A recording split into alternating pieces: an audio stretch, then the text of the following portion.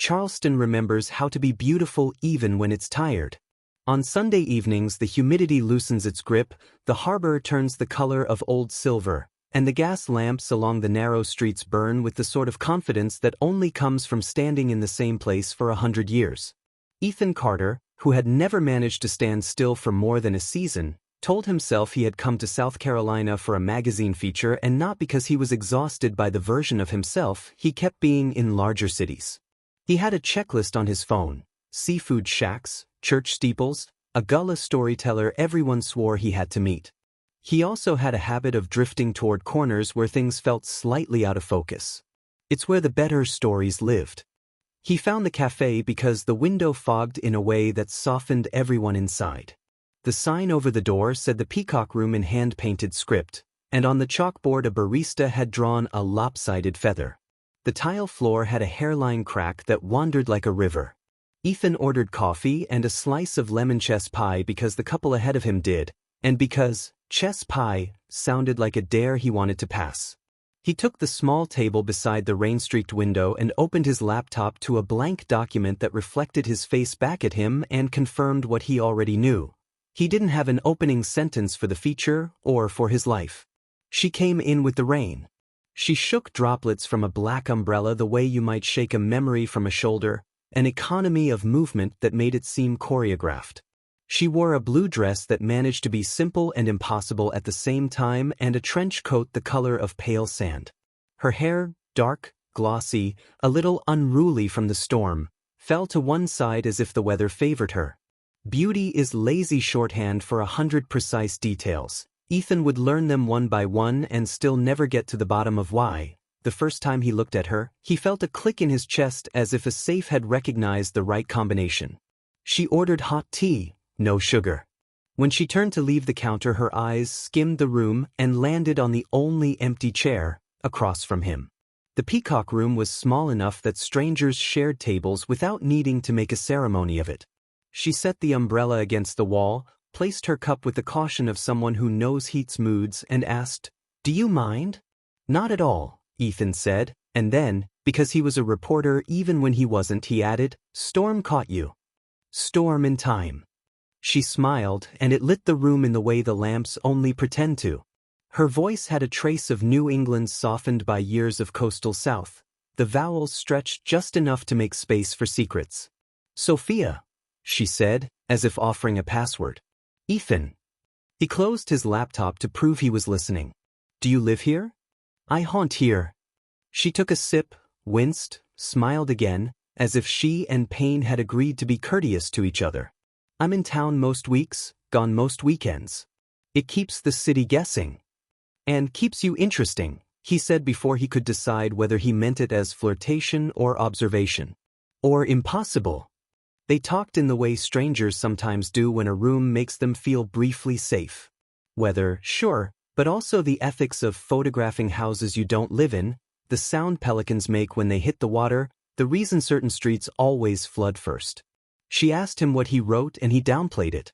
She asked him where he's from and he said Philadelphia like a person who had been careful with that answer lately. When he asked what she did, she tilted her head, as if there were 10 answers and she was trying to choose the one that didn't lie. "I restore letters," she said finally. "Paper, ink, photographs. Things that were supposed to last and didn't. The work is slower than the world." "That sounds like a spell," Ethan said. "Sometimes it is." He didn't notice the envelope until she stood to leave and it slid like a soft blade from beneath her book. Cream paper, heavy, a flap sealed with a smear of wax that had cracked and cooled into the shape of an accident. Across the front, a name had been written in a hand so careful it felt like an apology to time. To it. "You dropped something," Ethan said. Sophia followed his gaze and her expression changed in a way that would become familiar to him. A half second where her face emptied of everything charming and filled with something unnameable, sharp, exact. She reached for the envelope with both hands, one to touch and one to shield. "Thank you," she said, and then, more softly, "I shouldn't carry this." "Old?" Ethan asked. "Old enough to know better." She palmed it like contraband and slid it under the book again. "Sorry. I'm meeting someone. It was lovely to borrow your table." "Wait," Ethan said, surprising himself. "Can I buy you a tea next time you haunt?" She held his gaze a beat longer than was normal. "The Peacock Room is a small world," she said. "We'll see." Then, as she gathered her things, she leaned close as if the room was too loud to hear what she intended to say next, though it wasn't. "Don't read letters after midnight," she said with a smile that managed to be playful and precise at once. "It makes the ink remember the wrong things." He watched her cross the room and turn the umbrella right side up at the door like someone who had learned not to track water into places, and he told himself he liked the theater of her. He opened his laptop to rename a folder Charleston. When he looked up, she was a gray shadow angling across the street, the blue of her dress the last color the rain allowed. He should have returned to the blank document. Instead, he stood to leave. That's when he saw the corner of the envelope peeking from the chair cushion, a sliver of cream like a tooth. It must have slipped again when she reached for her umbrella. He picked it up, meaning to run after her, meaning to catch her at the door. But the rain had swallowed her. He folded the envelope into his jacket pocket with the care one would use for a living thing. "Don't read letters after midnight," she'd said. It was the sort of line a person either used to keep the world at a safe distance or because they had learned what happened when you didn't. He made it to midnight easily. Work and avoidance had trained him for that. He transcribed notes badly and read the Charleston history books worse. He watched two pelicans fight over a piece of storm-tossed rope as if it were a sleeping snake. He drafted an email he wouldn't send. At 11:58 he unbuttoned his jacket and set the envelope on the table as if he were allowed to leave the responsibility outside his hands. At 12 o'clock, a ship in the harbor let out a low horn and the city answered with 100 brief lights. At 12:01 he broke the seal. The paper inside was thick, the kind that drinks ink slowly. The handwriting belonged to someone who had taught themselves to be neat, the way children of chaos sometimes do. Dear, it began. "You will insist I'm wrong to write this. I will insist I'm wrong not to." The sentences walked a careful line between confession and story, a voice that trusted the reader and hated itself for it. She wrote about a Thursday that had repeated until it cracked, about music heard from a kitchen, about a man who read side effects on bottles the way other men read maps. She wrote about a house at the edge of the marsh that looked abandoned from the water and too expensive from the road. She wrote the word love twice, once plainly, once struck through. "You said it would be a kindness to leave and I believed you. I have tried. The city will not let me." He stopped twice to walk a lap of the room and convince himself he wasn't doing anything wrong. He failed both times. When he sat back down, his eyes caught on a date. March 15th, she had written in the margin as if she were leaving a breadcrumb trail for herself. Ethan frowned. March 15th had not yet occurred.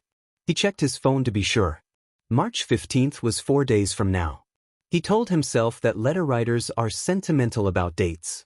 He told himself the date could be a reference to some private anniversary. He kept reading. There was a line that made him exhale.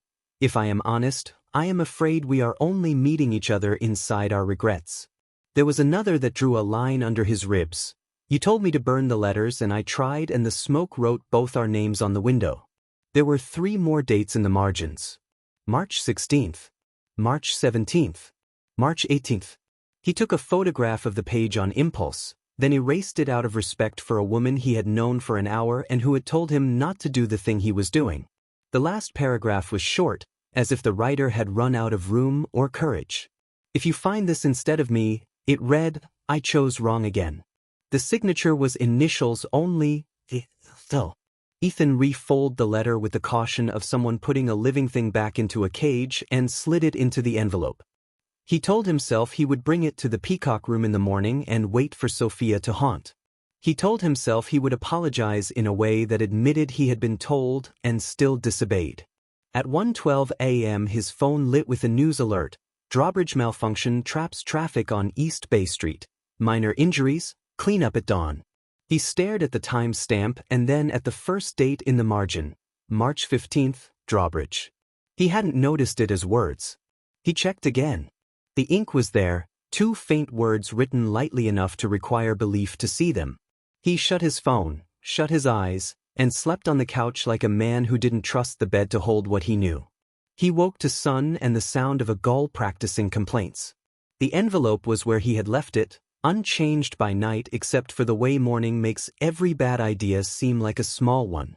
He slipped it into his jacket and walked fast to the café because he didn't know how else to do the thing he had to do. Sophia was already there. She sat at a window table with 2 cups of tea, one steaming, one not. She looked up when the bell over the door rang and gave him a look that contained both welcome and the assessment of a person who catalogues the weather before she steps outside. He crossed the room and set the envelope on the table without preamble. "I broke a promise I wasn't entitled to make," he said. "I'm sorry." Her mouth twitched, not amusement, not approval. And I read it. And I have questions I don't know how to ask without sounding like a man who wants to be told a story instead of a truth. "Try anyway," she said. She slid the non-steaming cup toward him as if she had known he'd come. "The dates," he said. "Why do they point forward?" Sophia touched the edge of the envelope the way you might test a door for heat. "Because some letters are written by people who don't plan to be alive on the days they're writing for. And some letters are written by people who are tired of being disbelieved by the living," he said. "Amelia Lane?" Her face closed like a book when a wind gusts. "How much did you read?" "Enough to be afraid of badly made bridges," he said. She leaned back, studied him. "There's a show at the museum this afternoon," she said finally. 19th century correspondence. People paying to look at what other people confess to paper. Meet me there at 3. If you still want to bring questions after, we'll see which ones deserve answers." She stood, slid the envelope into her bag, and, with a look that landed somewhere between a warning and a favor, said, "Don't read any more of it after midnight. And don't check the news between 2 and 4 today. It will only make you believe things you aren't ready to." He wanted to say belief didn't ask permission. He wanted to say he was more ready than he looked. He watched her go instead. Outside, the storm had washed the city and left it sharper. A pelican took a long, slow curve over the harbor like someone finishing a thought. At 3 p.m., a small crowd gathered in a museum room lined with letters that had survived fires, floods, marriages, and apathy. Ethan stood beside Sophia and read words written by dead hands. Love made people brave in ink. Grief made them precise. When he glanced at Sophia, he saw that museum light made her eyes almost green. He had 100 questions queued like planes over a fogged-in runway. Before he could choose one, her phone buzzed. She read, then showed him a text from an unknown number that had delivered a single link to a local news stream. He clicked. The headline read, "Pedestrian injured in a fall on the Market Street steps, stable condition." He felt the drop in his stomach before his eyes found the margin note in memory, March 16th, Market Steps. He didn't realize he said her name out loud until 2 museumgoers turned. Sophia's expression didn't change. "It's worse when you start to count," she said softly. "Numbers are a kind of gravity." "Who is AL to you?" he asked. Sophia said nothing for 4 heartbeats. Then, "My sister." "And to the person the letters are to?" "To the wrong man." She put the phone away and moved to the next glass case as if movement could put space between a person and the thing that insisted on being itself regardless of what you called it.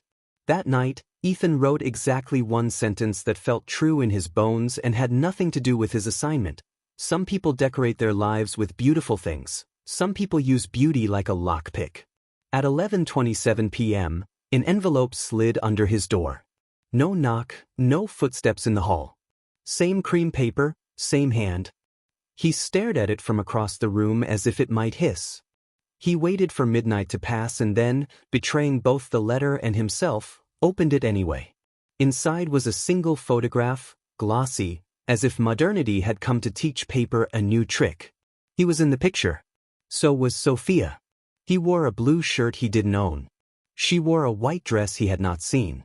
They stood at the rail of the Pine Bar on Bay Street, harbor behind them, the sky a bruising purple. His hand rested at her back like a man who had been allowed to place it there. The date printed on the back, in the cheap machine font of every drugstore photo kiosk, March 18th. Tomorrow. At 11:59, a ship horned low.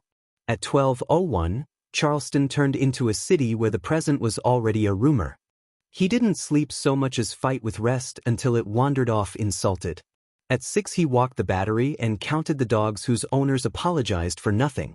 At 8 he messaged the magazine to say his feature was stretching, which earned a thumbs-up emoji and a promise to circle back that felt like being blessed with indifference. At 10 he made the mistake of opening the letter again, as if the act could offer different sentences than the ones he had already ingested. It didn't. The words had the arrogance of being exactly themselves. He told himself to keep away from Sophia long enough to return the envelope without returning his curiosity with it. At noon he failed at that plan and texted her instead. Coffee? He typed. Or tea? I'm learning. She didn't answer. At 1:30 he walked past the Peacock Room twice like someone practicing being casual. At 2 he went in and bought 2 teas. She wasn't there.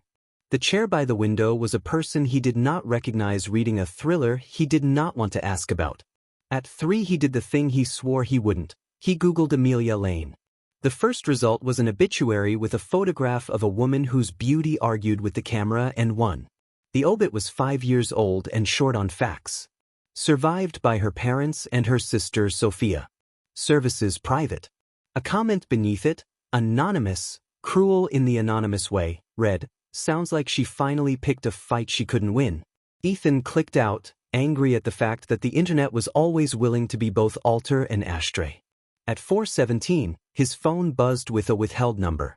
He let it go to voicemail and then listened before it finished recording, a trick taught by editors who hate to wait.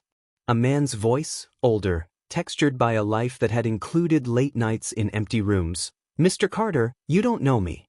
You don't want to. Meet me at the Pine Bar at 7. Wear the blue shirt. If you don't have one, borrow one. You'll understand why. A click. No callback. He stared at the ceiling as if the plaster might answer for the world. The Pine Bar was real. He had walked past it 3 times and told himself he was too old to be charmed by rooftops. He did not own a blue shirt. He bought one from a store that folded clothes like origami and charged rent plus interest. He put it on and understood, in a small, ridiculous way, how a costume makes the body say yes to things the mind should not. At 7, Charleston looked staged by a director who knew how to earn clichés. The harbor drank the last gold out of the sky.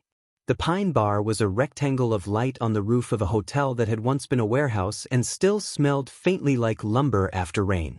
He checked his reflection in the elevator's brushed steel and felt foolish for doing it. When the doors opened, she was already there.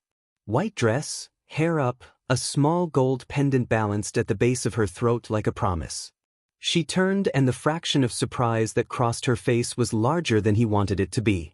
Surprise, then something else. Alarm, calculation, the quick math of a woman who had arrived early to control the variables and discovered one she hadn't accounted for. You got my note, she said. I didn't, Ethan said. But someone wants me to look like I did. Her gaze flicked to the blue shirt. That's either generous or cruel of them. I'm trying not to be either, he said. Sophia. Don't say my name like a word you can hold on to, she said, not unkindly. It will make both of us fall. He looked past her to gather himself. The harbor was full of boats pretending to be still. At the far edge of the bar, a man leaned on the rail as if born to that angle. Late 50s, hair cropped military neat, a suit that tried not to be expensive and failed.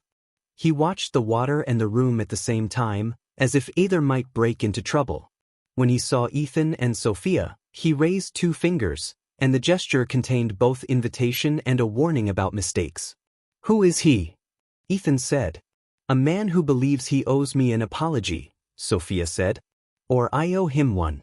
It depends on where you start the story.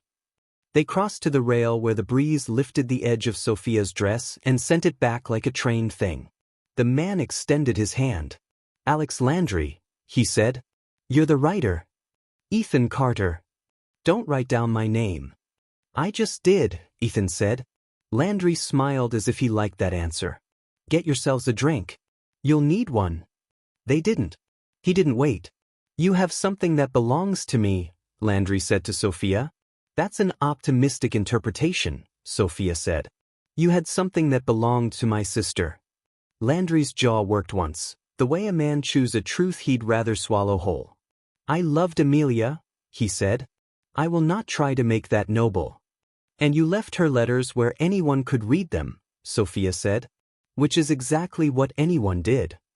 I left them where she asked me to, Landry said. Because secrets rot faster when you keep them trapped. Ethan watched their faces the way you watch a tennis match at match point. Too fast, a little sick, unable to decide who you want to win because you aren't yet sure what victory would mean. The initials, he said. Oh. Amelia Lane, Landry said. And also mine. Alex Landry. We thought we were clever. He looked at Ethan in a way that weighed everything about him in one glance and kept only what mattered. You've read at least one. Don't nod. Your face already did it for you. I can't stop you from reading more. I wouldn't even if I could. Because, Ethan said. Because I want what's true to beat what people are willing to say, Landry said simply. And because guilt looks better when you don't have to hold it alone. Sophia's hand found the rail like a person finding the pulse in their own wrist. You married someone else while you told my sister not to be dramatic, she said, and if there was a tremor, it was the kind high buildings make in the wind, flex, not break. Yes, Landry said. And something about that helped me tell myself I wasn't the worst kind of liar. The letters have dates in the future, Ethan said. They do, Landry said. Because Amelia believed she could feel the shape of days before they arrived. Not as tricks or riddles. As pressure systems. I told her premonition wasn't science.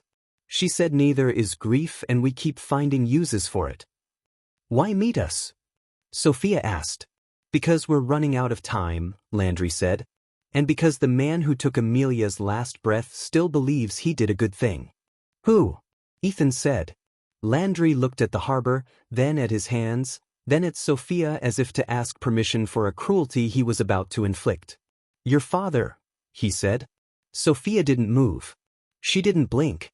She didn't speak for so long the wind had to fill the space.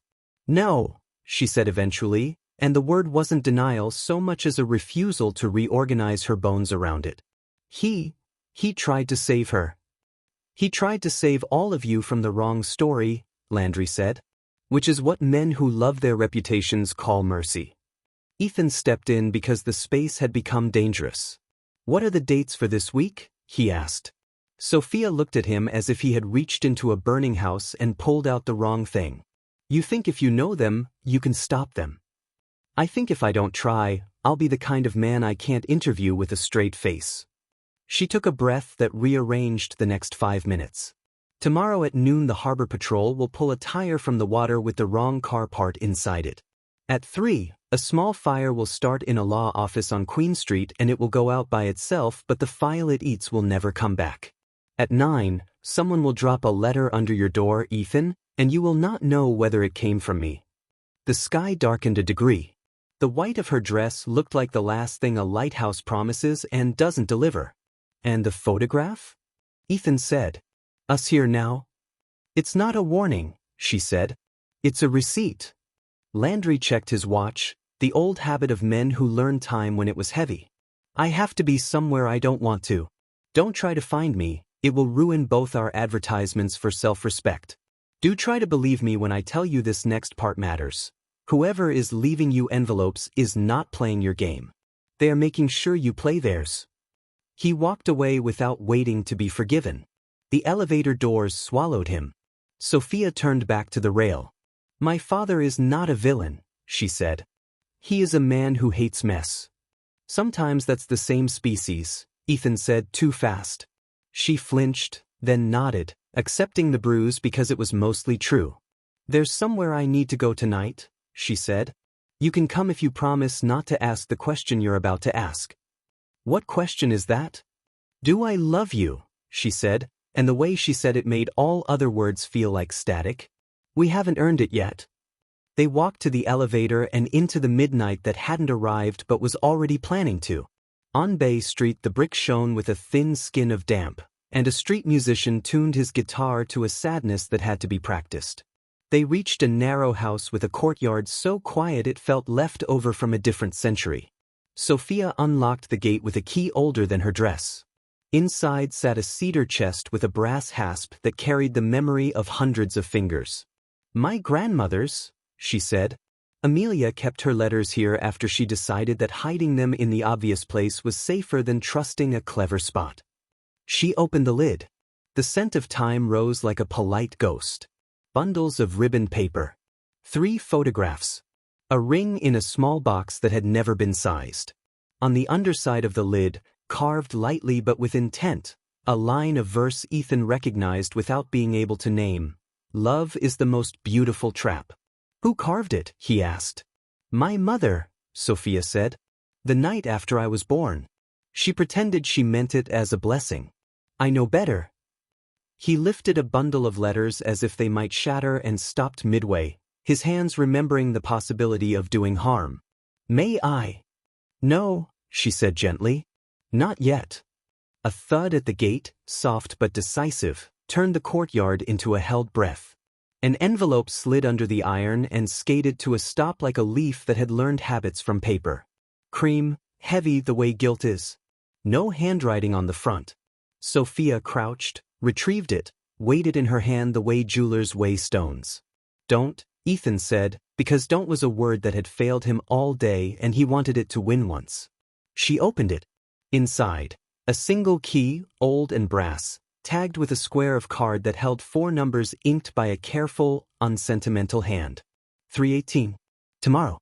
Morning came with the soft kind of light Charleston saves for people who've earned nothing and need mercy anyway. Ethan woke to the feeling that a decision had been made somewhere outside his skull and delivered to him like weather. The brass key lay on the table where Sophia had set it the night before, its tag a small square of card with 4 numbers inked by a careful, unsentimental hand. 0318. The numbers worked in his mind like a tuning fork, date and door and destiny, all at once. Sophia brewed tea in his tiny rental kitchen the way someone performs a ritual they refuse to mock. Barefoot, hair tied back without instructions, she looked both younger and older than the woman who had stood on the rooftop in white. Beauty is not a trick, it's a gravity, and this morning it pulled him toward a life that did not yet exist. He wanted to kiss her and he wanted to ask her 100 questions, and he knew that if he did the first, the second would change their shapes. "We should test the pattern," she said, as if discussing a lab schedule. "Before noon." "The harbor," Ethan said. "The tire." She nodded. "If it doesn't happen, we stop reading the future aloud." "If it does," she trailed off, stirring nothing in her cup, "then we stop pretending we're not already inside it." They walked the battery while gulls stitched the sky. At 11:32 a.m., a harbor patrol skiff idled near the old pier. 2 officers hauled on a cable that came up from water gone black-green with depth. The crowd that always gathers at the possibility of spectacle arranged itself with polite American curiosity, close enough to feel part of it, far enough to deny that desire later. The tire broke the surface slick with river rot, and the smell provoked a shared wince. A barnacled hunk of metal swung from the rim like an accusation. "Brake caliper," a man near Ethan offered, eager to be useful. "From what?" Ethan asked. The man shrugged. "Something that used to stop." The officer squinted at the piece and called a number to a second officer with a clipboard. Numbers entered a form that would enter a database that would enter a room where other numbers were kept, and Ethan felt a chill at the efficiency. It had the same feeling as the letters, a bureaucracy of fate. Sophia didn't flinch. She watched as if she had been practicing all week. "The car part was wrong," she said softly. "That's how the letter wrote it. Not wrong, as in mistaken, wrong, as in it didn't belong to the story people would tell about it." "Whose story does it belong to?" Ethan asked. She didn't answer. Her gaze stayed on the caliper, her face composed in that particular way of women who have learned how to not give the world the satisfaction of seeing them certainty shattered. They ate lunch without tasting it and walked Queen Street toward the law office that would, according to a margin note written in a dead woman's hand, burn just enough to matter. The building was 2 stories of brick with a door that had survived well-funded hurricanes. A brass plaque listed names that sounded like you'd pay them to talk. At 3:06 p.m., smoke, thin and embarrassed, curled out from a second-floor window. By the time the little engine arrived, the fire had done what small fires do well. It ate exactly what it came for and then starved. A partner in shirt sleeves stood on the curb, phone to ear, looking like a man trying to yell at the ocean. "Which file?" Sophia asked, too calm. "Excuse me?" The partner blinked at her as if she'd asked him who he was when he already had a card. "Something was targeted," she said. "Which file?" He hesitated just long enough to look guilty but not complicit. "Archival. A probate matter from 5 years ago. Old paper. What does it matter?" "What matter?" Ethan asked. The partner looked at Ethan's press badge and decided on politeness. "A sealed petition to convert assets in a family trust. Nothing sexy, I promise." "What trust?" Ethan persisted. The man's mouth twitched. "The Bellwether Trust." He added as if offhand, "They've already provided new copies. The loss is symbolic." Behind him, a firefighter stepped out cradling a singed accordion folder as if it were a sleeping thing. He handed it to the partner, who glanced at the label. The color drained from his face the way color drains from a storm when the light breaks. Sudden and total. "What?" Sophia said. He swallowed. Subfile 318. He tried to make it shrug-sized, failed, and turned it into a scowl. Pure coincidence. Ethan felt the number land between his shoulder blades. 318. The key in his pocket felt heavier, as if it had sucked a little extra gravity out of the air. They sat in the churchyard across the street where tombstones leaned into one another like elders sharing rumors. The live oaks did what live oaks do, offered comfort and menace with the same long arms. Ethan could feel the story trying to write itself using his bones as paper. He looked at the woman beside him and understood, with an indecent rush of certainty, that he did not want to tell this story without her inside it. "Tell me the part you keep walking circles around," he said. Sophia tucked hair behind her ear and left her hand there as if to hold the thought steady. "Amelia fell in love with a married man," she said. "He told her he was leaving. He did not. She told him she would write their future down so it would be real. He told her not to. She wrote anyway. When she died, the official line was, 'accident.' My father favored official lines." "And your father?" Ethan asked. Landry said what men say when they believe their guilt is a higher-earning guilt than anyone else's, she snapped, then softened. "My father's a surgeon. He believes in fixing and he hates what he cannot. He loved Amelia, and he loved the version of our family that existed on Christmas cards more. Maybe he tried to protect it. Maybe he tried to erase the thing that made it shaky." "Erase how?" "By convincing us that she chose to leave. By convincing himself." She stared at the church door as if the wood might blush. "It is a small cruelty to insist on a narrative people can live with. It's also enormous." He reached for her hand, and this time she let him have it. The contact felt like a sentence that finally scanned. Warmth went through him in a way that had nothing to do with blood and everything to do with the body's weird talent for remembering what it hasn't yet had. "Ethan," she said, and his name in her mouth was a country he wanted citizenship in, "if we do this, whatever, this, we do it knowing that what I am is dangerous to people who love me." "What you are," he said, "is a person who hasn't been loved by the right story yet." It was a line, it could have been cheap, and yet it wasn't. It landed where she lived, and she stepped a little closer to him in that way people do when they allow themselves to be held before you actually hold them. He kissed her in the quiet shadow of the church, and the wind approved by not complaining. They didn't linger. At 8:47 p.m., back at his apartment, the door quivered and an envelope slid under it like an obedient pet. Cream, heavy, unaddressed. Ethan didn't touch it. He looked at Sophia and saw in her the same impulse he felt, to let it sit, to refuse the bait. He failed first. He opened it. Inside, a hotel key fob. Not brass, not old, modern plastic with a printed logo from a riverside in that traded in tasteful nostalgia. The room number stamped in neat black, 318. On the card beneath, a single instruction block printed by the same hand that had tagged the brass key. Bring what belongs to her. Come alone. 9:30. ****. Sophia's jaw set. "They're trying to split us," Then we go together, he said. She shook her head. No. If it's a trap meant for you, I won't turn it into a trap meant for both. You'll go in. I'll go around. I don't like you playing decoy. And I don't like the way your voice sounds when you think you can keep something terrible from happening by standing between me and it.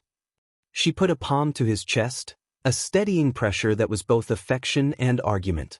Trust me enough to let me choose my danger. He didn't want to. He did. The riverside inn sat where the city let itself be picturesque for money. Shiplap, gaslights, a porch that made out-of-towners say charm in a way locals found adorable and exhausting. The night clerk glanced at the key fob and didn't bother asking for ID, either paid off or merely incurious, and both were human. Ethan rode the elevator to the third floor where the hall carpet muffled every intention. He paused at 318 and listened. Nothing.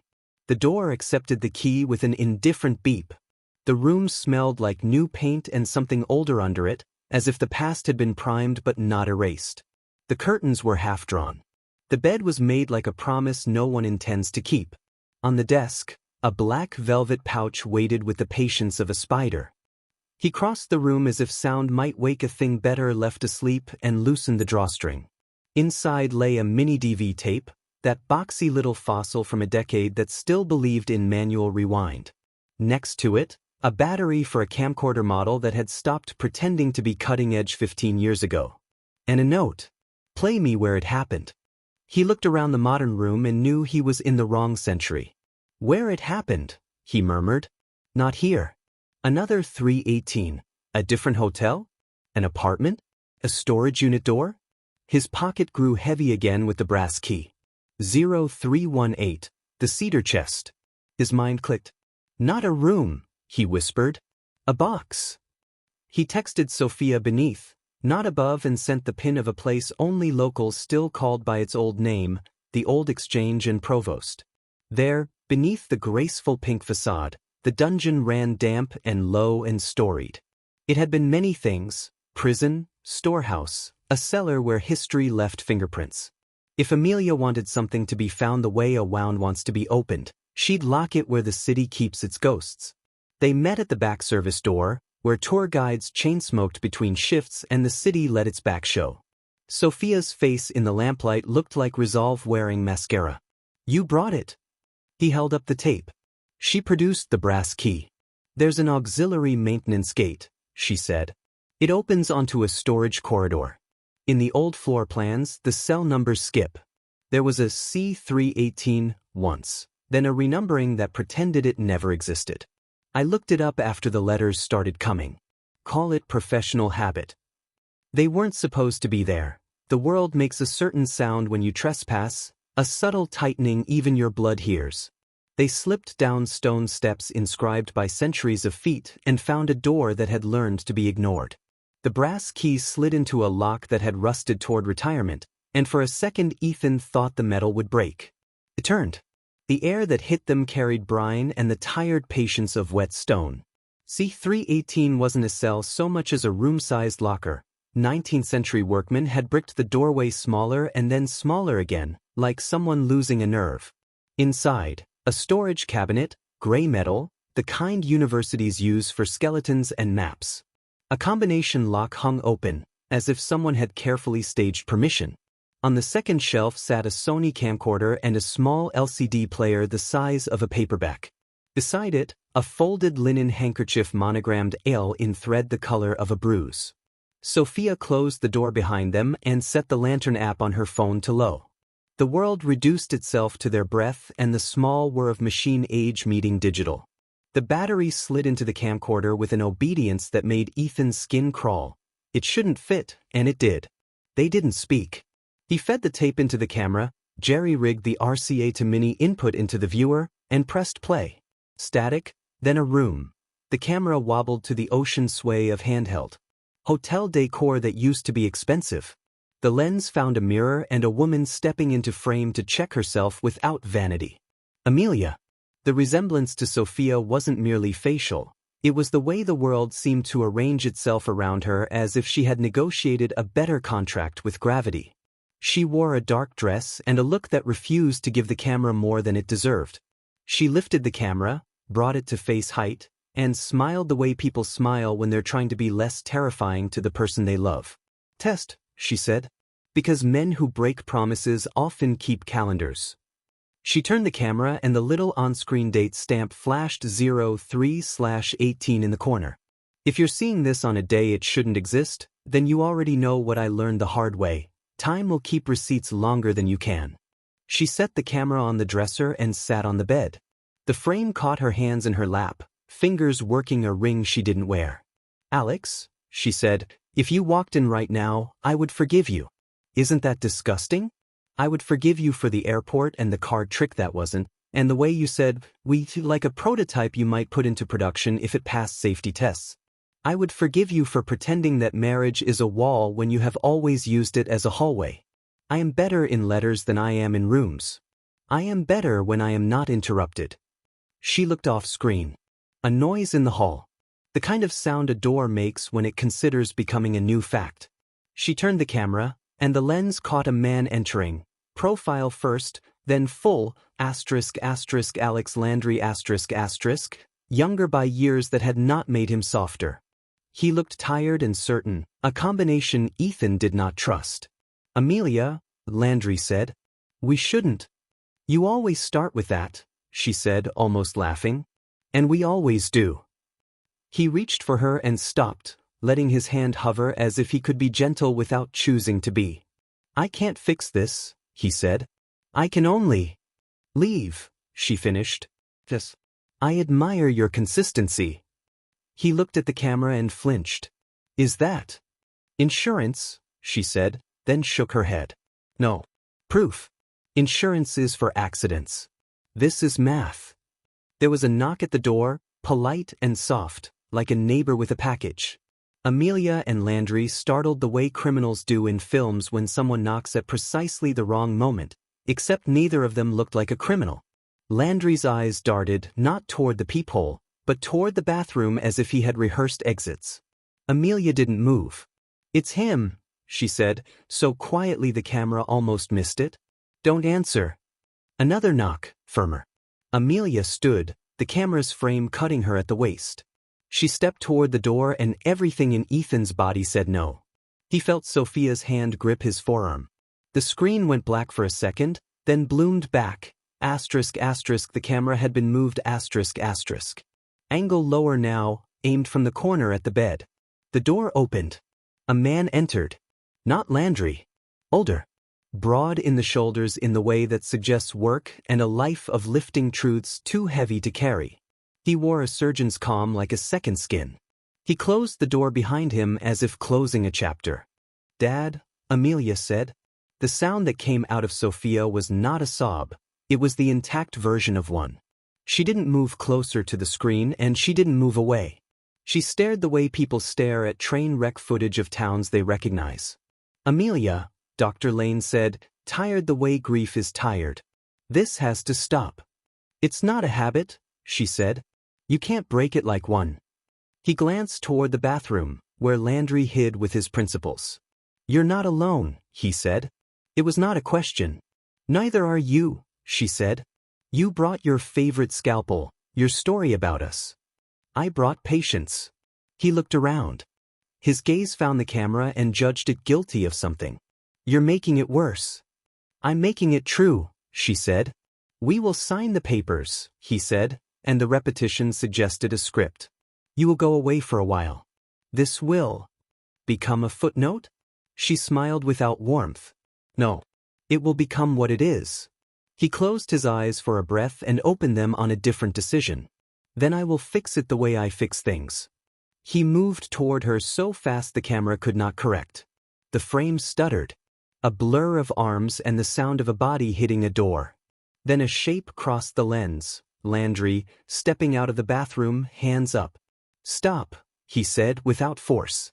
It was not a word that has ever worked well against men who have already decided on their version of mercy. The tape skipped. A jump cut. Faces in different places. Amelia on the floor, breathing shallow. Landry kneeling, torn between calling for help and not calling because help comes with lights. Dr. Lane standing with his hands in the air, as if he had been told by a voice in his head that the only way forward is through. The camera's date stamp flickered, March 18th slurring to 03/19 and back, as if even time had hiccuped. Amelia lifted her head. She looked not at her father and not at Landry but directly into the camera as if she knew where the only durable witness lived. "Love is the most beautiful trap," she whispered. "And I keep setting it." She exhaled, and for a heartbeat Ethan thought this is the sound of a person deciding to live. Then the screen tore to static, came back warped and dark, capturing only sound, the long animal keening of a man who realizes he will spend the rest of his life calling what he did by better names. The tape ended on black. The dungeon held them tightly, the stones doing their old competent job of keeping secrets from the sky. Sophia didn't cry. She did something worse. She understood. Her face settled into a geometry Ethan had not yet seen on her. "He didn't mean to," she said, voice flat as if she were writing a discharge summary. "He will say he didn't mean to, and he will choose that sentence until he dies." "And Alex?" Ethan asked, "because you learn who people are by who they indict first. Alex will spend decades converting regret into commentary," she said. "A form of vanity he'll convince himself is contrition." She touched the handkerchief on the shelf, thumb on the monogram. "Amelia left us both jobs we can't finish." They stepped back into the corridor. Somewhere above them, a tour guide told a busload that pirates once slept down here with shackles like bracelets. Time is not a circle, it's a braided rope, and tonight they had grabbed a fistful of strands at once. When they reached the street, the city looked normal again, which is a kind of cruelty. Ethan wanted to stand in the middle of East Bay and shout "We found the room," but the world had its own errands. They walked in silence to his apartment, each thinking the thoughts people don't narrate because saying them out loud forces them to pay rent. "He made tea because we try to honor the hours with the right props." She stood at the window looking like a person who didn't trust glass anymore. He set the mug down and, finally, at last, touched her the way he had wanted to since she shook rain out of her hair in the Peacock Room. It wasn't rescue. It wasn't conquest. It was permission that felt like relief. She leaned into him with a gratefulness that embarrassed them both and then didn't. The kiss they'd started in a churchyard found its continuation here. When they pulled apart, the city had tilted a half-degree closer to bearable. "Ethan," she said, "I need to tell you the worst part." He braced without knowing where the blow would land. "The letters aren't only prophecies," she said. "They're instructions. They make things happen. When I leave one, it changes the day around it. I think," she swallowed, "I think I've been building the future I keep pretending to predict." He stared. "You left the envelope at the hotel." "And the key," she said. "And the tape years ago, to make sure it wouldn't vanish. I thought I was trapping a guilty man. I think I built a door you were always going to walk through." "Why me?" "Because you're the sort of man who can't resist an open door and insists he's doing it for the right reasons." She tried to smile and failed. "Because I wanted someone to stand with me when I turned the handle." He should have been angry. Instead he felt something like admiration and something like fear and something like the adult version of love, the one that shows up with steel-toed boots and a first aid kit. "Then we stop pretending the letters own us," he said. "We will write one." She blinked. "What?" "A letter that steals the pattern back." He grabbed a pen and a clean sheet from his notebook. "We tell the day what it will be. We make it small. We make it kind. We test the trap in the other direction." Sophia stared at him for a long half-minute, then laughed, a short sound like a gasp turning into a song. "Okay," she said. "Let's write a future where nobody gets hurt." They wrote, March 18th, 11:11 p.m., "We will sleep." They put it under the kettle like a child's talisman. It felt absurd and pure and stubbornly American, the public school version of magic. They did not sleep. At 11:26 p.m., someone knocked at the door, not the soft slide of an envelope, a knock with knuckles and intent. Ethan froze. Sophia's eyes went cold and bright. He lifted a finger. She nodded and moved to the kitchen to the drawer where he kept the kind of knife men pretend is useful for cooking and women know is useful for surviving. He opened the door the width of a lie. Dr. Lane stood in the hall, older because of the tape, which is different than older because of years. He looked past Ethan into the apartment and found his daughter with a glance that had mapped her from birth. He didn't push in. He didn't apologize. He held up a phone with a photo cued, the still frame of the tape, blurred by a hand that had taken it from a screen. "We need to talk," he said, the way surgeons say we when they mean I will do something you cannot and call it us. "About Amelia?" Sophia's voice was iron under silk. "About what you are doing to yourself," he said. Then, to Ethan, with professional cordiality that had weathered malpractice and Thanksgiving alike, "and about the role this young man is playing in it." Ethan stepped aside to let him in because the only thing worse than a fight you can't avoid is a fight in a hallway. Dr. Lane entered like a man who once owned the room and still remembered the square footage. He looked at the kettle, at the letter under it, at the 2 cups, at the brass key on the table like a snake coiled, at the camcorder bag on the chair. He took all the evidence in and did not panic because some men are born with calm like other men are born with height. "I know where you went," he said. "You shouldn't have seen that." "You shouldn't have made it," Sophia said, and the sentence felt like a scalpel returning to the hand that had dropped it. He closed his eyes once, as if to pinch the day off. "It was not murder." "No," she said. "It was the God you believe in, control." He opened his mouth, shut it, opened it again on a different tact. "Sophia, the letters are hurting you. They're all I have of her. Then let her be the dead who get to rest." Silence filled the room to its corners. The kettle began to whisper steam as if it were embarrassed to be the only thing doing its job. "Why are you here?" Ethan asked, because sometimes the question a man doesn't want is the only one worth asking. Dr. Lane looked at him and seemed, finally, to see him as something other than furniture. "Because another letter was delivered to my office," he said. "Addressed to me. With your handwriting." Sophia stared at Ethan. He shook his head. "We wrote 1 sentence," he said. "We didn't mail it." Dr. Lane placed an envelope on the table. Trim heavy. On the front, his name. Inside, a single index card. For numbers written in the careful, unsentimental hand they now knew like a signature. 0319. "Tomorrow," Dr. Lane said, and in his voice was triumph and terror braided like rope. "We're not done." A car door slammed outside. Tires crunched. The sound of a person running upstairs with the determination of someone who has been late too often to people who punish it. A knock. No, not a knock. A key turning in the lock. Sophia's head snapped toward the door even before Ethan moved. Dr. Lane stepped backward into the kitchen shadow like a man who knows that being seen is the most dangerous thing you can do. The door opened and Alex Landry walked in as if he owned the lease. He stopped when he saw the 3 of them arranged like a tableau a jury would believe. "Good," he said, breathless, eyes alive with the awful relief of a man who has convinced himself he's doing the right brave thing too late. "You're all here. Because you," he pointed at Sophia, "aren't the only one who can set traps." He held up his phone. On the screen, paused and ready, a video, ***, the same tape ***, but uncut, a version where the skip had not skipped, the moment that would tell them whether Amelia's last breath had been pushed or permitted by a terrible sequence of choices. "Play it," Sophia said, voice unreadable. He did. The image flickered, loud with the little machine's whine. The static thinned, and the frame filled with a 4th figure reflected in the hotel mirror, a woman with a scarf over her hair, standing in the doorway, hand on the knob. Not Landry. Not Dr. Lane. Not Amelia. Sophia. Ethan's mouth went dry. Dr. Lane reached for the back of a chair because some revelations weigh more than bone is rated for. On screen, Mirror Sophia spoke, calm and devastating. "Dad, stop." Amelia turned. "Soph."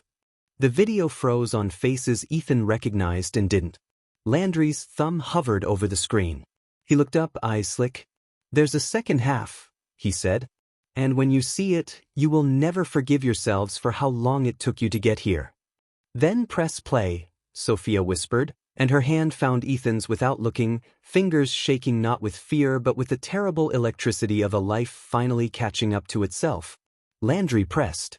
The screen went black for a half beat, then The door behind them clicked shut. Not the phone. In the apartment. A presence at their backs. Someone else was in the room. The door eased shut behind them with a soft rubbered sound that made the apartment feel smaller by half. Ethan turned first because that is what people who think they're brave do. Sophia didn't turn. She stilled, the way prey do when their bodies decide that sight is less important than hearing. Dr. Lane's shoulders squared like a man about to take a blow he plans to rename as fate. "Hello, Lillian," he said to the presence that had entered as if the building were still on her deed. Sophia's mother stepped into the light. Beauty doesn't always pass down like a recipe, but in this family it had. Lillian Lane was the older echo of both daughters' features, sharpened by discipline and softened by money. Her hair was perfect in the way a storm's eye is. She wore a raincoat that hadn't seen rain and shoes that made no noise. In her right hand, a key ring. In her left, a cream envelope she didn't bother to hide. "You changed the locks," Dr. Lane said, aiming for a joke and hitting history. "I changed the story," Lillian said, laying the envelope on the table with the care of a card dealer who already knows the hand.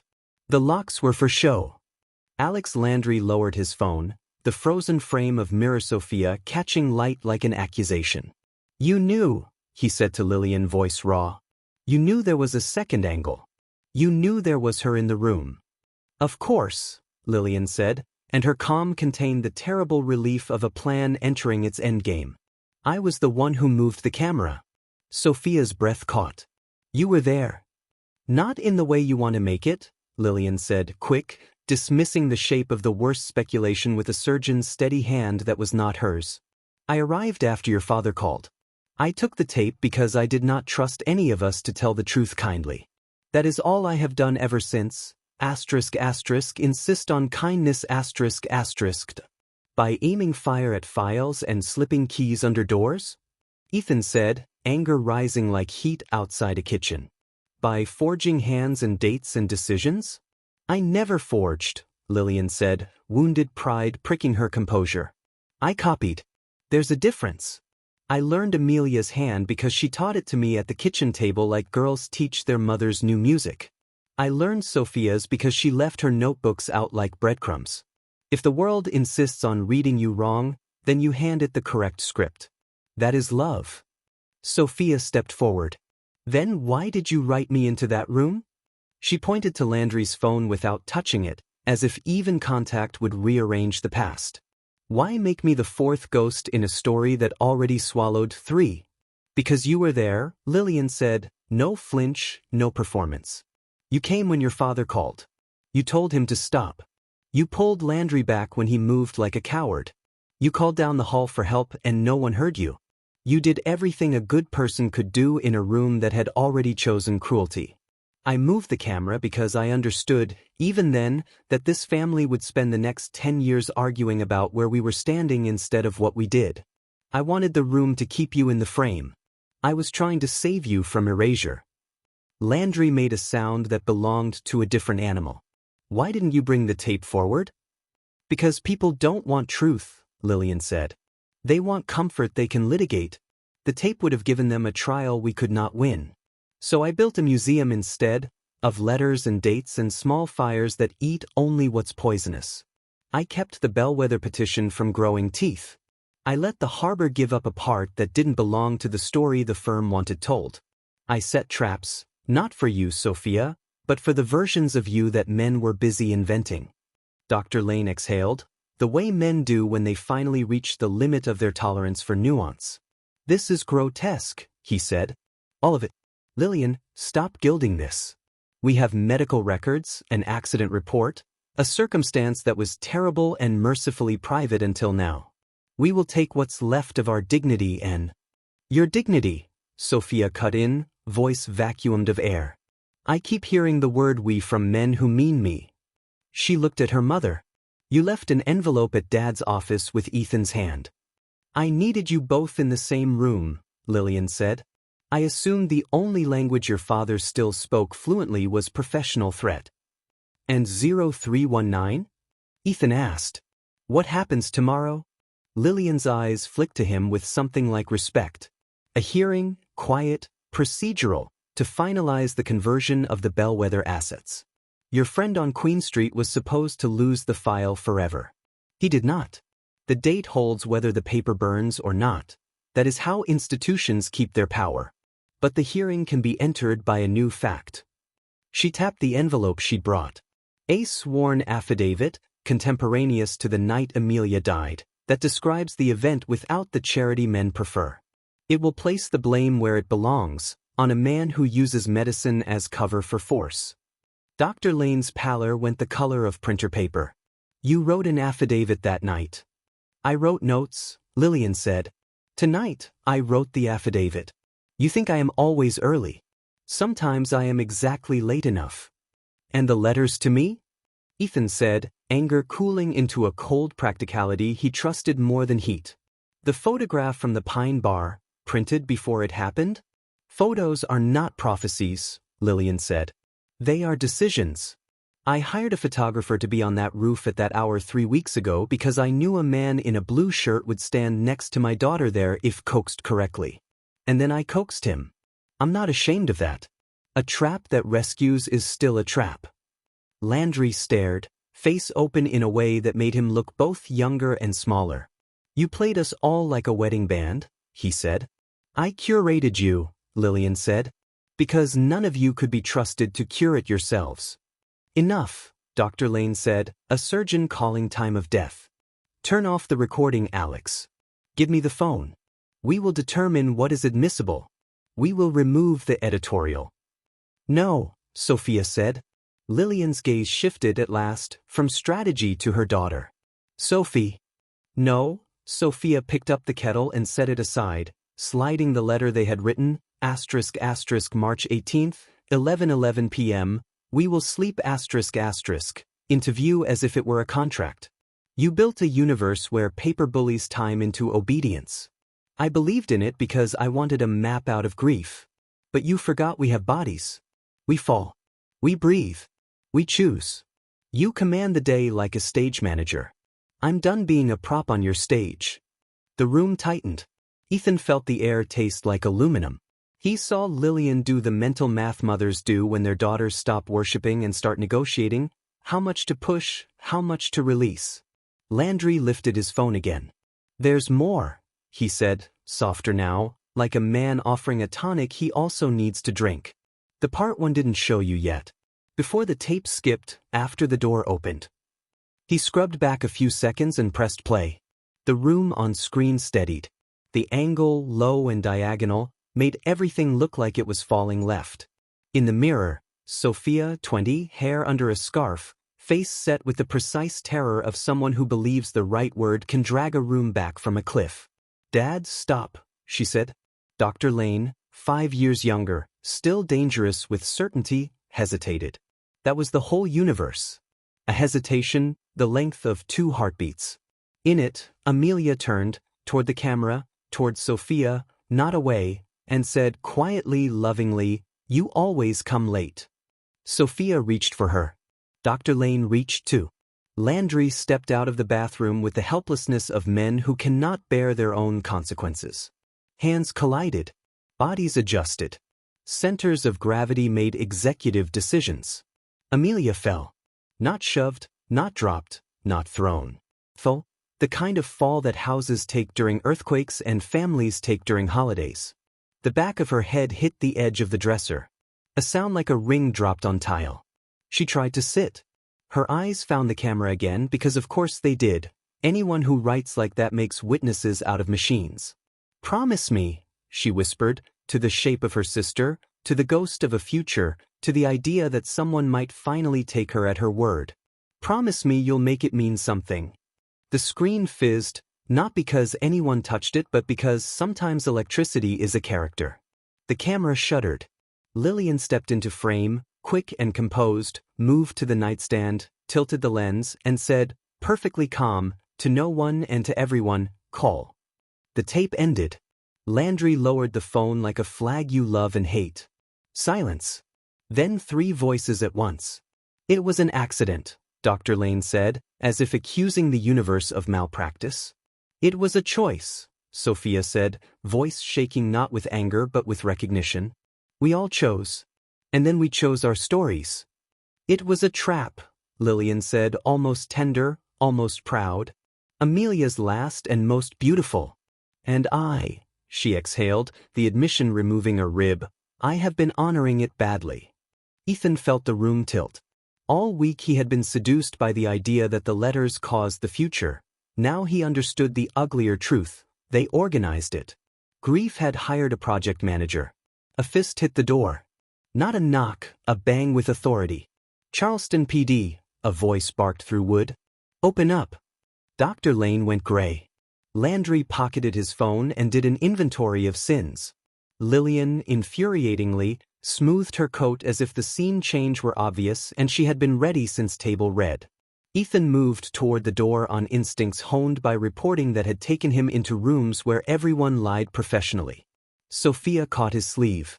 They're not here for any of us, she said low. They're here for you. On what? Old exchange trespass, Lillian said, matter of fact. Someone will have already provided a time-stamped security clip of a man in a blue shirt and a woman in a scarf. The affidavit needs a martyr. The city loves a tidy lesson. Did you? Ethan started. Lillian shook her head, offended by the wrong slander. I don't call police. I call editors. PD.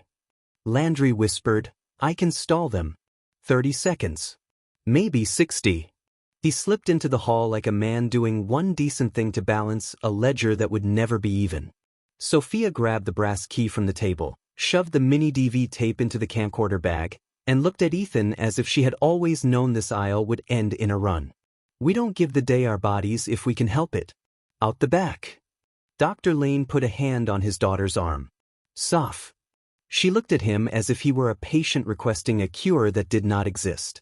You will go to the hearing at 9. You will tell the truth you've been practicing. And when it breaks you, you will not call that punishment. You will call it maintenance. Lillian stepped between them, not unkindly. I'll get him there, she said. I have been getting men to places they don't want to go my whole life. But the chain rattled. Landry's voice bought them seconds with a practiced blend of contrition and importance. Sophia and Ethan slipped through the kitchen, out onto the iron stairs that ran down the back of the building into an alley that smelled like old beer and old rain. The city's pulse ran hot and ignorant. They moved the way people move when they need their bodies to become softer versions of themselves, edges tucked, breaths thin. A police cruiser slid past at the end of the alley like a shark who thought the ocean was his. In the car, Ethan drove without planning to a place where he could see the water and the road and anyone who might decide to become danger. Sophia sat angled toward the window, hands on the camcorder bag like a child on a bus holding the good toy. Streetlights stitched the night. The dashboard clock flipped to 12:07 m. The letter under the kettle had failed them, and somehow he loved them both more for having tried. At the first red light, the wipers ticked once across a dry windshield, a reflex he hadn't asked for. When they cleared, an envelope was there, caught under the blade, cream against glass, as if the night had learned to deliver mail. Ethan killed the wipers and reached through the slit of window. Inside, a single card, for numbers, the careful, unsentimental hand that had followed them like weather. 0320. Tomorrow, again. Sophia laughed once, too loud, too close to crying. It never ends, she said. Or, Ethan said, surprising himself with a steadiness he decided to trust, it ends when we end it. He turned the wheel toward the courthouse district where the morning would build itself, where someone would swear and someone else would type what they said and a judge would frown and a city would pretend this was how truth gets made. Beside him, a woman beautiful enough to ruin him and stubborn enough to save him closed her eyes for the length of a breath and then opened them on the day they were going to write. Okay, Sophia said. We tell the story. All of it. Even the parts where I am the villain in someone else's version. And the parts where I am a fool, Ethan said. She smiled without decoration. That's the only way we win. Behind them, sirens wove a distant braid. Ahead, the bridge lights did what bridge lights do. They promised a crossing they could not guarantee. The light turned green. Drive, she said. And he did. Charleston does dawn like a promise it intends to keep. Mist on the Ashley lifted in ribbons, gulls looped their lazy arithmetic, and the courthouse steps collected due the way a stage collects nerves before a curtain. Ethan parked where he could see both river and roof lines, because seeing two edges at once had become a superstition he trusted. Beside him, Sophia pinched the bridge of her nose the way people do when they're trying to squeeze dread into a smaller shape. "Today is March 20th, he said, because naming a thing sometimes steals power from it. Or gives it an audience, she said, and then managed a smile. "Let's choose the first." They didn't go straight to the courtroom. Lillian's envelope last night had been an address as much as a warning, and the number had been working on Ethan since the wiper cleared it off the glass. 0320 is not just a date. In the county administration building, it's also a records room. Room 320 a square of beige where papers go to become permanent. They walked the fluorescent corridor past a bulletin board that hadn't been updated since a fall festival 4 years ago, nodded to a clerk whose cardigan looked like a Wednesday, and set the camcorder bag on the counter. "Filed under?" the clerk asked without looking up. "Bellwether Trust conversion," Lillian said from behind them, already there, already composed, already mid-sentence in a plan she had rehearsed for months. "Supplemental affidavit and contemporaneous audiovisual exhibit. Public, not sealed." The clerk finally looked, and whatever she saw in Lillian's posture told her this was the kind of morning where "we can't" becomes "we don't do it that way but we will."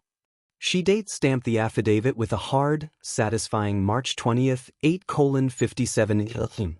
Thwack. Affixed a tiny red tab like a flag you'd plant on a map, and slid a receipt across that said with courthouse indifference, "Entered." When Ethan passed the camcorder, the clerk didn't flinch at the technology's age. "We still get these," she said. "Truth takes its time." They climbed the courthouse steps with the affidavit's carbon copy warming Ethan's palm. News vans idled at the curb like bored whales. Inside, Courtroom B was half full, attorneys with hair perfect for credibility, city reporters who could smell a career story, 3 law students pretending not to be thrilled, and a row of neighbors who had learned each other's grief by proximity. Dr. Charles Lane sat at the petitioner's table in a navy suit that fit like he had worn it to deliver news and to apologize for it. Alex Landry took the second row by the aisle, jaw set, phone dark, the posture of a penitent who wasn't sure which god held the book. Lillian handed a slim folder to the assistant clerk, who whisked it to the judge's bench. Judge Miriam Poe adjusted her glasses, scanned the first page, and let a tiny line form between her brows, not disapproval, attention. She looked up. "Counsel, before we address the motion to convert, the court has just received a filing marked supplemental. I'm going to take 5 minutes to read it. No one leave." Her gavel landed with a whisper. She stood and disappeared into chambers with the affidavit and a clerk who moved like a second hand. The room released a breath it hadn't realized it was holding. Whispers, shoes, phones pretending to be off. Ethan squeezed Sophia's fingers once. She did not take her eyes off the door to chambers. The look on her face was not hope so much as allowance, the kind of patience you grant a day you are done trying to micromanage. 5 minutes became 7. When Judge Poe returned, she carried the affidavit differently, no longer paper, now instrument. "Saturday, we are not making final determinations this morning," she said, voice even, the kind of even that keeps planes in the air. "But we are changing what this hearing is." She tapped the folder. "This asserts facts surrounding a death that have not previously been before this court, supported by what appears to be contemporaneous video." She looked to Dr. Lane. Her gaze was not unkind and not soft. "Doctor, you will have counsel address the court in due course. Today, we will do 3 things. We will receive the audiovisual exhibit, we will set a schedule for evidentiary review, and we will decide whether it is just to pause any conversion of assets until the truth is less obscured by time." The clerk dimmed the lights. A county tech, 20-something, beard, the sort of competence you don't notice until a cable fails, wheeled in a cart and built a bridge between decades, camcorder to mini-converter to HDMI to the court's projector. The screen lowered with a sigh. The tape clicked. The room became a held breath. Static. Hotel room. A younger Alex Landry with a face that had not yet learned humility. Amelia, calibrating the camera with that wry look that makes sincerity survivable. Ethan felt Sophia's hand go cold in his. People in the room who had never seen her gasped under their breath with the shock of discovering the dead at scale. Test, Amelia said, and now the word felt like an indictment of all of them. They watched what Ethan and Sophia had watched under stone. The entrance, the argument, Dr. Lane's surgeon's certainty, Landry's rehearsal of innocence. The hesitation that felt like a hinge. Lillian stepping into frame with the efficiency of someone who has been useful her entire life. And then the fall, small, horrible, exactly the size of the truth. You could hear thinking change in the room, a low animal noise of recalibration as people adjusted the furniture in their minds. Judge Poe lifted a palm. The tech paused the tape on the frame where Amelia looked into the lens, past the men, past the future, at the witness. Stop there, the judge said. Court will recess this presentation after we mark the time index. She nodded to the reporter. Now, she looked over her glasses, we will talk about what happens next in rooms designed for that purpose. For today, the conversion is stayed. I will appoint a special master to secure and copy this device so that no one's narrative, official or otherwise, can squeeze it out of shape. Gavel. Bites. Noise returning like tide. Some hearings end with a great, false relief. This one ended with logistics, signatures, dates, copies, custody meetings. It was almost comic, the smallness of those motions against the enormity of what they had just moved. But the administrative is what keeps the moral from evaporating. Ethan knew that from years spent watching big stories escape through holes shaped like, we'll get to it next week. In the hall, microphones grew like weeds. Dr. Lane stepped to them because he had spent a career practicing sentences that sound like sanitation. He cleared his throat. For a second, Ethan saw the easier version of what could happen next. Silky apology, deft passive voice, a promise to cooperate, a request for privacy. Then Sophia moved into his peripheral vision, not to block, not to prompt, simply present. He looked at her. Something in his face unwound, not forgiveness, not confession, maintenance like she'd asked.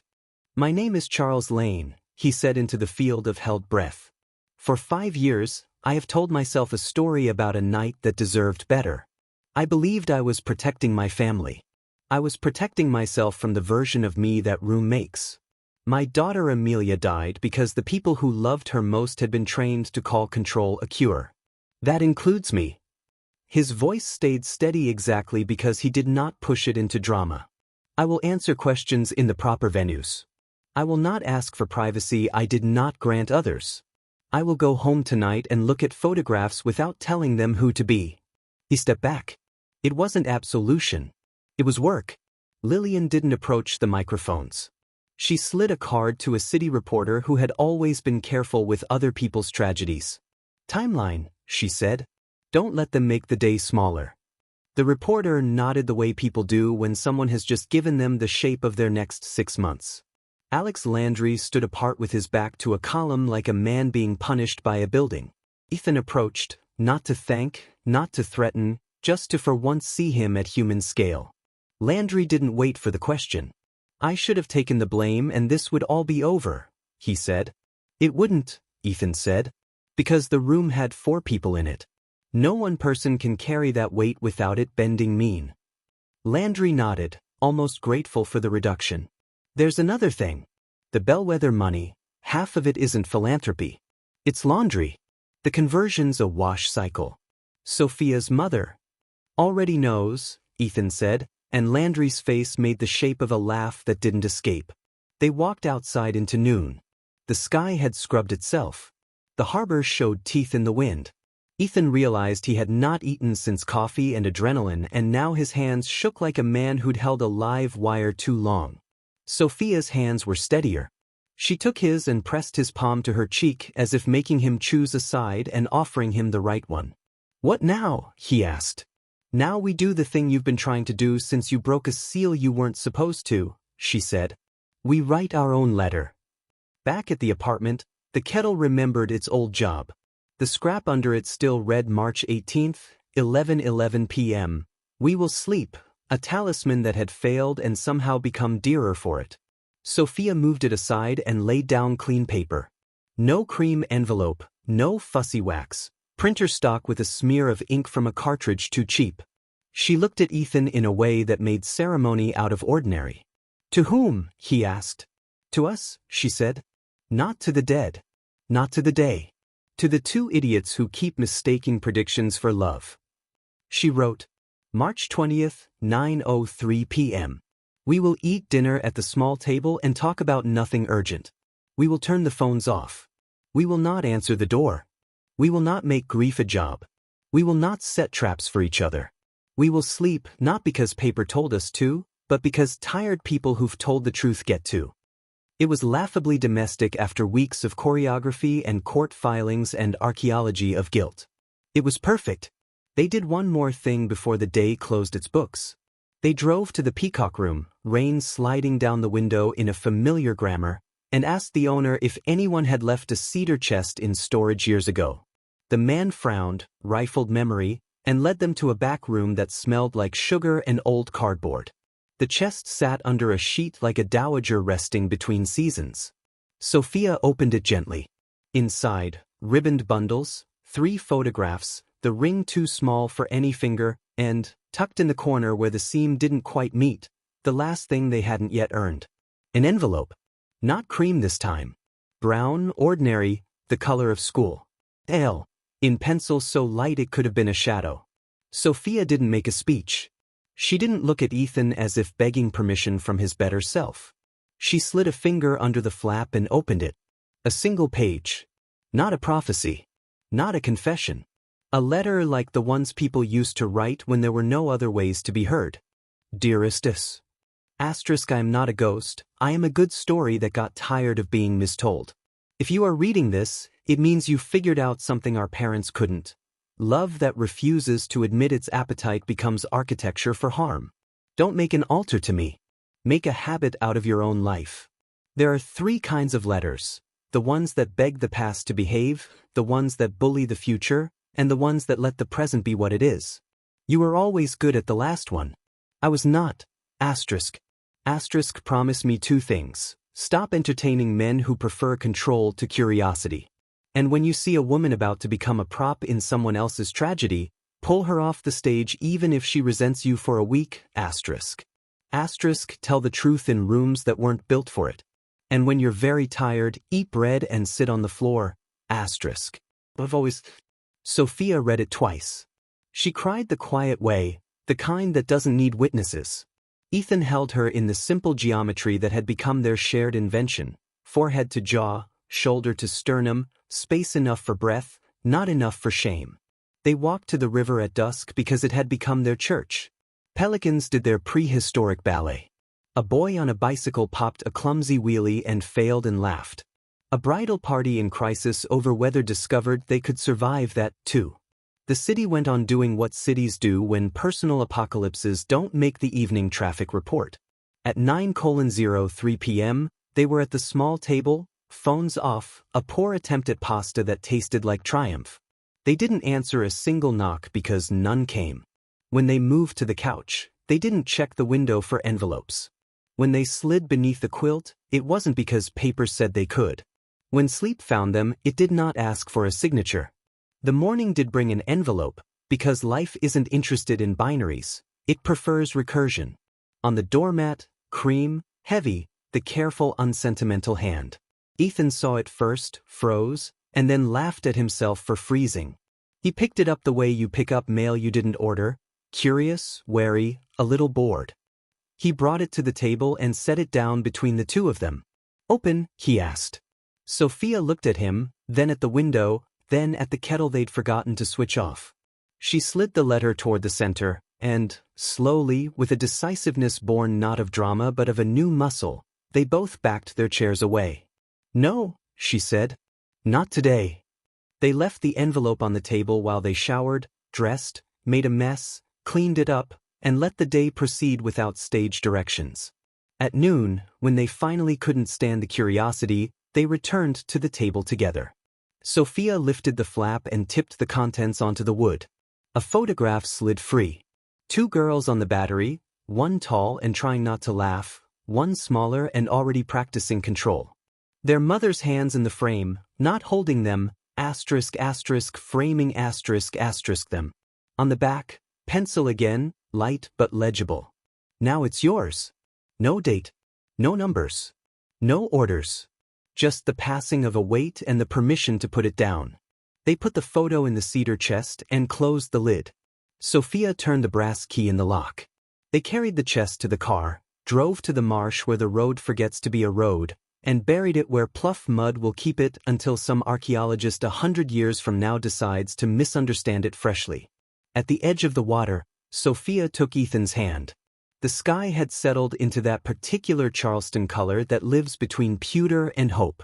She looked both beautiful and ordinary, which is to say she looked like a person instead of a spell. That was the most attractive thing she'd done all month. Love is the most beautiful trap, she said, smiling because now she could, but it doesn't have to be a cage. What then? A house, she said, with doors that open when they should, and locks that aren't secrets, just boundaries. They walked back to the car. On the passenger seat, their phones vibrated with a dozen new notifications, court dates, editor emails, a text from Landry that read I told the rest, even the parts that make me small. One from Dr. Lane, I will testify. Come if you want. Don't if you don't. One from an unknown number that simply read 0321. Ethan looked at Sophia. She looked at him. They both laughed not because the joke was good, but because they were. Breakfast? He said. Bread? She said. And we sit on the floor. They did. And when the next envelope came, as one always does, because the world is not fixed by a single morning, they opened it together or not at all, and sometimes, gloriously, not at it.